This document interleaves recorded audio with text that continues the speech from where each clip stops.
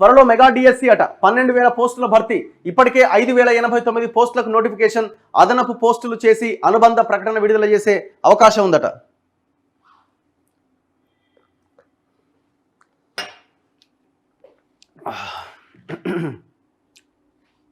So ఈ వార్త ఒక్కసారి చూద్దాం, ఎందుకంటే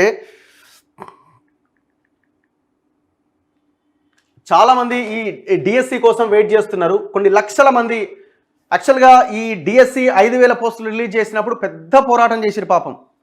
లక్షల మంది ఉన్నారు. వాళ్ళు ఏమన్నాడు కేసీఆర్, 13,500 ఏమో సంథింగ్ పోస్టులు ఖాళీ ఉన్నాయని అసెంబ్లీలో ప్రకటించిండు 2 ఏళ్ల కింద. తీరా చూస్తే 5,000 పోస్టులు వేసిండు, ఆ పోస్టులు కూడా గతిలేవు. ఇప్పుడు వీళ్ళు వాటికి కొన్ని పోస్టులు యాడ్ చేసి మెగా డిఎస్సి విడుదల చేస్తామని చెప్తా ఉన్నారు. మొత్తం 12,000 పోస్టులు వేస్తారట. ఉపాధ్యాయ పోస్టుల భర్తీ కోసం ఎదురు చూస్తున్న అభ్యర్థులకు శుభవార్త. రాష్ట్రంలో మెగా డిఎస్సి ద్వారా భర్తీ చేసేందుకు దాదాపు 12,000 టీచర్ పోస్టులను గుర్తించినట్టుగా తెలిసింది. ఇప్పటికే భర్తీ చేయాలి అని నిర్ణయించిన 5,089 పోస్టులతో కలిపి అనుబంధ నోటిఫికేషన్ను జారీ చేసే అవకాశం ఉన్నది.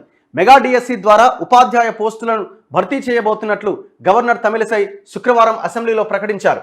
దీంతో రాష్ట్రంలో ఖాళీగా ఉన్న ఉపాధ్యాయ పోస్టుల భర్తీ కోసం అధికారులు కసరత్తు ప్రారంభించారు. రాష్ట్రం ఏర్పడ్డ తర్వాత తొలిసారిగా 2017లో 13,500 ఉపాధ్యాయ పోస్టుల భర్తీకి నోటిఫికేషన్ జారీ చేశారు.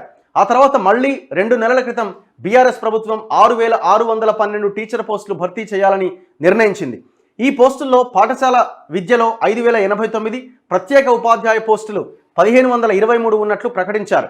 వీటిని డిస్ట్రిక్ట్ సెలక్షన్ కమిటీ డిఎస్సి ద్వారా నిర్వహించాలని నిర్ణయించారు. కలెక్టర్లు నోటిఫికేషన్ కూడా జారీ చేశారు. 5,089 పోస్టుల భర్తీకే నోటిఫికేషన్ జారీ చేశారు.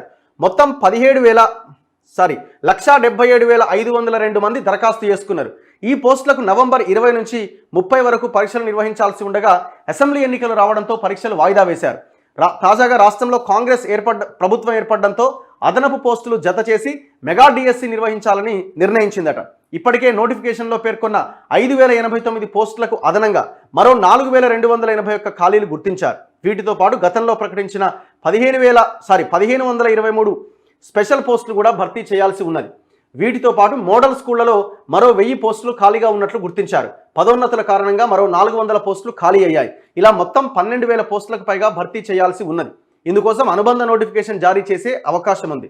తద్వారా గతంలో దరఖాస్తు చేసిన వారు కూడా అర్హులవుతారని, కొత్త వారు కూడా దరఖాస్తు చేసుకోవచ్చని అధికారులు అంటున్నారు. సో సిలబస్ మారుస్తారా ఏంటి, దీని మీద ఆల్రెడీ చర్చ నడుస్తా ఉన్నది, చూడాలి.